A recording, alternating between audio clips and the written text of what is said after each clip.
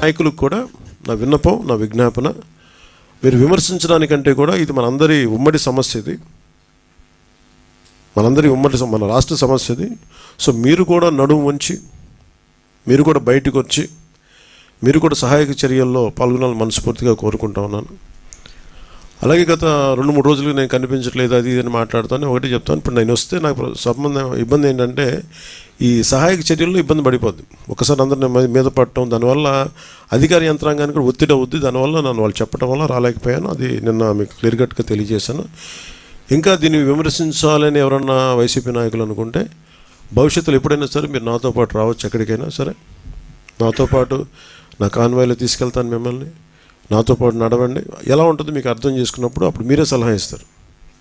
అందుకని దయచేసి దీన్ని ఒకసారి మీ దృష్టికి తీసుకొస్తాను. కానీ విమర్శించే వైసీపీ నాయకత్వానికి ఎవరికైనా సరే రాష్ట్ర ప్రభుత్వం చేస్తున్న ఈ చర్యల మీద ఎవరన్నా విమర్శించదలుచుకుంటే వాళ్ళందరికీ కూడా ఫస్ట్ మీరు సహాయం చేసి మాట్లాడండి. మీరు సహాయం చేసి మీరు బయటికి వచ్చి మీరు మాట్లాడి ఇళ్లలో కూర్చొని కాన్ఫరెన్స్లు పెడితే సరిపోదు. మీరు లోపలికి వచ్చి దిగండి మనస్ఫూర్తిగా. అలాంటి పరిస్థితులు అంటే మేము కూడా మాతో కలిసి తీసుకెళ్తాం. Please subscribe .news.